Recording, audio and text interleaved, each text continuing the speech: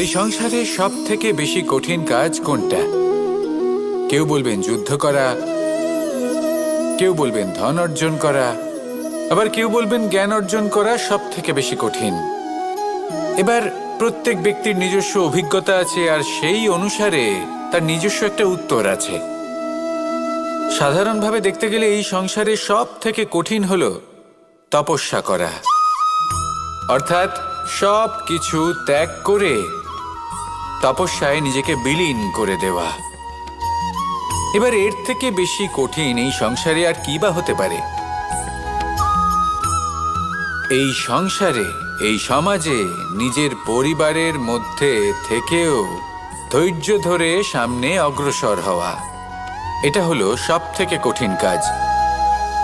কারণ যখন আপনি তপস্যা করেন তখন সেখানে আপনার ধৈর্য ভাঙার মতো কেউ থাকেন না, না কোনো বন্ধু, না কোনো আত্মীয়, না কোনো শত্রু, কেউ না। কিন্তু যখন আপনি এই সমাজে, এই পরিবারে থাকেন, কোনো না কোনো ব্যক্তি এসে আপনার ধৈর্যের বাঁধ ভেঙে দেওয়ার ক্ষমতা রাখেন। তারা আপনার ধৈর্যের বাঁধ ভেঙে দেয়, আর কখনো কখনো তারা অনিচ্ছাকৃতভাবেই সেটা করে থাকেন। কারণ তাদের মানসিকতা আপনার থেকে আলাদা, তাদের কর্ম আপনার থেকে আলাদা, তাদের দৃষ্টিভঙ্গি আপনার থেকে আলাদা, জীবন যাপন আপনার থেকে আলাদা। সেক্ষেত্রে আপনি ধৈর্যচ্যুত হন, প্রসন্নতা আপনার থেকে ছিনিয়ে নেওয়া হয়। সেই জন্য এই সংসারে, এই পরিবারের থেকেও ধৈর্য ধরে সামনে অগ্রসর হওয়া কোনো পর্বতের শিখরে গিয়ে তপস্যা করার থেকেও অনেক বেশি কঠিন। আর যে ব্যক্তি এই সমাজেই, এই পরিবারে, সেই সকল মানুষের মধ্যে থেকে গিয়েও ধৈর্য ধরে অগ্রসর হতে থাকেন, যারা এই কাজটা শিখে নিতে পারেন, তারাই কিন্তু জীবনে আনন্দ লাভ করতে পারেন। এই ধৈর্যই শেষে আপনার জীবনে প্রসন্নতা বহন করে আনবে। তাই ধৈর্য ধরে জীবনের পথে অগ্রসর হন, আর আমার সাথে ভালোবেসে বলুন, রাধা রাধা। এই জীবনে তিনটি গুরুত্বপূর্ণ শব্দ আছে যা বোঝা আমাদের কাছে খুব গুরুত্বপূর্ণ, এবং এই তিনটি শব্দের নিজস্ব অর্থ আছে। প্রথম হলো সঙ্গবদ্ধতা, অর্থাৎ একসাথে মিলে কাজ করতে হবে, একসাথে মিলে পরিশ্রম করতে হবে, সামনে এগোতে হবে। এরকম করতে পারলে আপনার শক্তি বৃদ্ধি পাবে, আপনার ক্ষমতা বৃদ্ধি পাবে, আপনি এগোতে পারবেন এবং অনেক দূরে যেতে পারবেন। দ্বিতীয় হলো আত্মবিশ্বাস। হেরে যাওয়া বস্তুও আবার জিতে নিতে পারবেন। যদি আপনার নিজের আত্মবিশ্বাস থাকে তাহলে আপনি কখনো পরাজিত হবেন না। এবং তৃতীয় হলো অহংকার। জয়লাভ করার পরেও কিন্তু এটা আপনাকে পরাজিত করতে পারে। সেই জন্য জীবনে সঙ্গবদ্ধ হন, আত্মবিশ্বাস রাখুন, কিন্তু কখনোই অহংকার করবেন না। এই অহংকার আপনার থেকে সব কিছু কেড়ে নিতে পারে। এই অহংকারের জন্যই মথুরাপতি কংস নিজের পতনের দিকে অগ্রসর হয়েছিলেন। এই অহংকারকে ত্যাগ করুন, আর আমার সাথে ভালোবেসে বলুন, রাধা রাধা। আমরা যখনই কোনো গাছের চারা রোপণ করি তখন সবার আগে পরীক্ষা করে দেখি যে যেখানে আমরা চারা রোপণ করতে চলেছি সেখানকার মাটি আদৌ উর্বর কি না, সেই মাটি সেই চারাকে বাড়তে সাহায্য করবে কিনা। যখন একটা চারা রোপণের আগে আমরা এত কিছু ভাবতে পারি, তাহলে কাউকে বিশ্বাস করার আগে আমরা কেন ভাবি না? জীবনে কখনো এই বিশ্বাসরূপী চারা কোথাও রোপণ করার আগে বোঝার চেষ্টা করুন যে যার ওপর আপনি বিশ্বাস করতে চলেছেন সে কি আদৌ আপনার বিশ্বাসের যোগ্য কি না। ভেবে দেখুন সেই ব্যক্তি ভবিষ্যতে গিয়ে আপনার বিশ্বাস ভাঙতে পারে কি না। এটাও ভেবে দেখুন যে যাকে আপনি বিশ্বাস করতে চলেছেন তাকে আপনি বিশ্বাস করলে নিজের জীবনের উদ্দেশ্যে আপনি অগ্রসর হতে পারবেন কি না। আর তার জন্য প্রয়োজন সঠিক সিদ্ধান্ত, পরখ করা, কোনটা উচিত কোনটা অনুচিত সেটা বোঝা। আর তাতে কিন্তু আপনি সন্দেহবাতিক হবেন না, তাতে আপনি আরো নিপুণ হয়ে উঠবেন। তাই যদি আপনি নিপুণ হয়ে উঠতে চান তাহলে বোঝার চেষ্টা করুন, পরখ করে দেখুন, কোনটা উচিত কোনটা অনুচিত বুঝুন। আর বিশ্বাস তখনই করুন যখন আপনি 100% নিশ্চিত হবেন যে সে বিশ্বাসের যোগ্য। আসুন আমার সাথে ভালোবেসে বলুন, রাধা রাধা।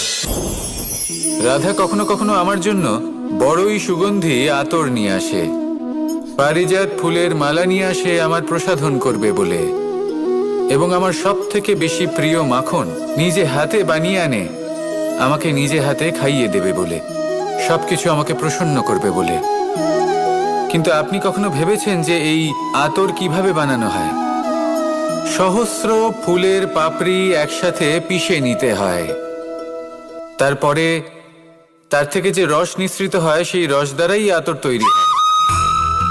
অনেক সংখ্যক ফুলকে অসীম যন্ত্রণা ভোগ করতে হয়, তবে তারা আমার প্রসাধন সামগ্রী হয়ে উঠতে পারে।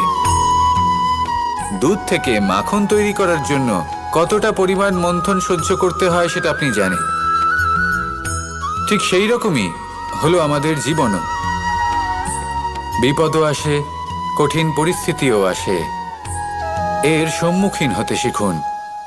মনে রাখবেন, আপনি হলেন সেই দুধ যাকে মন্থন সহ্য করতে হবে মাখন হয়ে ওঠার জন্য। মনে রাখবেন, আপনি হলেন সেই ফুলের মতন যাদের পিষ্ট হতে হবে সুগন্ধি আতর হয়ে ওঠার জন্য, যাকে এই সংসার পছন্দ করে। কখনো কখনো জীবনে আপনার সাথে খারাপ শুধুমাত্র এই কারণে ঘটে যাতে আপনার শ্রেষ্ঠ রূপ এই সংসারের সামনে আসতে পারে। শুধুমাত্র কঠিন পরিস্থিতি এবং বিপদকে একটা সুযোগ হিসেবে দেখার চেষ্টা করুন। আপনার জন্য এই সংসার বদলে যাবে, সংসারকে দেখার দৃষ্টিভঙ্গি পাল্টে যাবে, আপনার ভাগ্য পাল্টে যাবে, আর এই মন প্রসন্ন হয়ে বলবে, রাধা রাধা। পাশা নামক এই খেলাটি আপনারা নিশ্চয়ই খেলেছেন, না খেলে থাকলে দেখেছেন, আর যদি দেখেও না থাকেন তাহলে নিশ্চিত রূপে শুনেছেন। মহাভারতের এই মহাযুদ্ধ কোথাও না কোথাও এই পাশা নামক খেলার কারণে হয়েছিল। পাশার এই বিচিত্র খেলা, দান, এইসবের কারণে কেউ নিজের মাথায় রাজ মুকুট পরিধান করেছিলেন, আবার সেখানে পরাজিত হওয়ার জন্য কাউকে বনবাসও ভোগ করতে হয়েছিল। কিন্তু এই খেলা সমাপ্ত হওয়ার পরে সমস্ত ঘুঁটি আর এই পাশার ছক একই পুটলিতে স্থান পেল। এটাই হলো আমাদের জীবন। এই সংসারে আমরা জয় পরাজয়ের বিষয়ে এতটাই ভাবি, এত চিন্তা করি যে এই জীবনের খেলার আনন্দটাই উপভোগ করতে পারি না। আর অবশেষে কি হয়? কেউ জয়ী হন, কেউ পরাজিত হন, কিন্তু দুজনেই একই স্থানে পৌঁছে যান। প্রত্যেক ব্যক্তি মৃত্যুর পরে একটি নির্দিষ্ট স্থানেই পৌঁছতে বাধ্য, কিন্তু ততক্ষণ এই জীবন, এই খেলা, তার আনন্দ উপভোগ করুন। এই সংসারে সেই ব্যক্তি শ্রেষ্ঠ স্থানে পৌঁছতে পেরেছেন যিনি এই সংসারকে প্রকাশ প্রদান করেছেন, যিনি কখনো জয় পরাজয় এই বিষয়ে ভাবেননি, শুধু এই জীবনের খেলার আনন্দ উপভোগ করেছেন। এটাই আপনিও করুন, আর আমার সাথে ভালোবেসে বলুন, রাধা রাধা। প্রত্যেক মানুষ নিজের জীবনে দুঃখ অনুভব করেন। প্রত্যেকের দুঃখ আলাদা হতে পারে। কারোর মনে এই দুঃখ থাকে যে সে তার বাবা মায়ের সব ইচ্ছে পূরণ করতে পারেননি। কেউ এটা ভেবে দুঃখ পান যে সে চিরকাল সদাচার করেছেন, সৎকর্ম করেছেন, কিন্তু তাও তাকে দুরাচারী বলে মনে করা হয়। কেউ এটা ভেবেও দুঃখ পান যে তার সামনে যে ব্যক্তি রয়েছেন তার চোখে তিনি শত্রু হয়ে উঠেছেন বা দুষ্ট হয়ে উঠেছেন, যেখানে তিনি হয়তো কোনো অনুচিত কাজই করেননি। এবার এই সমস্ত বিষয় নিয়ে ভেবে নিজের ব্যক্তিত্ব নিয়ে সন্দেহ প্রকাশ করবেন না।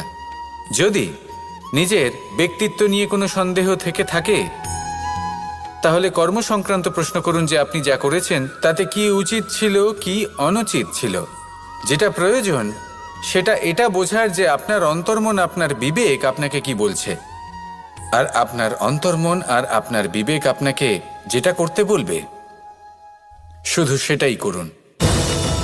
আর তারপরে এই সংসার কি বলবে, কি ভাববে সেসব নিয়ে ভাবতে যাবেন না, কারণ এই সংসার তো ঈশ্বরকেও প্রশ্ন করে থাকে, ঈশ্বরকেও দোষী মনে করে। কখনো কখনো যখন কোনো ঘটনা মানুষের ইচ্ছা অনুযায়ী ঘটে না, তখন মানুষ এটা বলে যে হে ঈশ্বর, আপনি আমার পাশে থাকলেন না, আপনি বড়ই কঠোর, এটা আপনার দোষ। যেখানে বেশিরভাগ সময় হয়তো সে নিজেই নিজের কর্মফল ভোগ করছে, আর কখনো কখনো ঈশ্বর হয়তো তার জন্য আরো ভালো কোনো পরিকল্পনা করে রেখেছেন, কিন্তু মানুষ সেটা বুঝতে পারে না। তাই দিনের শেষে যেটা প্রয়োজন সেটা হলো নিজের মনের কথা বুঝতে হবে। আপনার বিবেক কি বলছে শুধু সেটাই করুন আর সামনে এগোতে থাকুন। আমার সাথে ভালোবেসে বলুন, রাধা রাধা। পরিবর্তন, এটা হলো সৃষ্টির অমূল্য নিয়ম। এই সংসারে সবকিছু সময়ান্তরে পরিবর্তিত হয়, এই সময়ও পরিবর্তিত হয়। পরিবর্তন চিরকাল হয়ে এসেছে আর চিরকাল হতে থাকবে, কিন্তু এবার আমরা সেই পরিবর্তন কিভাবে লাভ করব যেটা আমাদের প্রয়োজন, যেটা আমরা চাই। আমরা জীবনে বিকাশ চাই। এই বিকাশ কিভাবে লাভ করতে পারি? এই প্রকৃতি কিন্তু আমাদের অত্যন্ত উত্তম উদাহরণ দিয়ে বুঝিয়েছে। একটি বিন্দুর উদাহরণ দিয়েছে যা ভবিষ্যতে একটা বিশাল নদীর আকার ধারণ করে। এটা কিভাবে হয়? মেঘ থেকে একটি বিন্দু ঝরে পড়ে সেই পর্বতের ওপর যেখানে হিম আছে। সেই হিমের সংস্পর্শে আসা মাত্র সেই বিন্দুর সাথে আরো বেশ কিছু বিন্দু যুক্ত হয়। তারপর তারা অগ্রসর হয়, আরো কিছু বিন্দু যুক্ত হয়, আস্তে আস্তে একটা ক্ষীণ ধারার রূপ ধারণ করে এবং সেটাই ভবিষ্যতে আরো এগোতে থাকে। অনেকটা যাওয়ার পর যখন অনেক সংখ্যক বিন্দু একসাথে যুক্ত হয় তখন সেটা বিশাল নদীর আকার ধারণ করে। এবার আমরা মানুষ বলে আমাদের সাথে এই নিয়মের অন্যথা হয় তা নয়। আমরাও এই প্রকৃতির অংশ, আমাদের ক্ষেত্রেও একই নিয়ম প্রযোজ্য। যখন পরিশ্রম করে অনেক সংখ্যক বিন্দু আমরা একত্রিত করব তখনই পরিবর্তনের নদী প্রবাহিত হবে। প্রয়োজন হলো নিরন্তর পরিশ্রম করা এবং ধৈর্য ধরা। এটা করতে থাকুন, জীবনে সব কিছু লাভ করতে পারবেন, কারণ প্রকৃতি আমাদের এটাই শিখিয়েছে। আর আমরা এই ব্রহ্মরই একটি অংশ, যার দ্বারা এই ব্রহ্মাণ্ড নির্মিত। আসুন আমার সাথে ভালোবেসে বলুন, রাধা রাধা। কখনো এই প্রকৃতির দিকে তাকিয়ে থাকবেন। এই প্রকৃতি অনেক ধরনের শিক্ষা দেয়। কোনো একটা গাছকে দেখুন কিভাবে সে মাটি থেকে জল শুষে নেয়। সে ঝড় হোক বা হোক কড়া রোদ সব সহ্য করে এবং অবশেষে সে ফল ধারণ করে।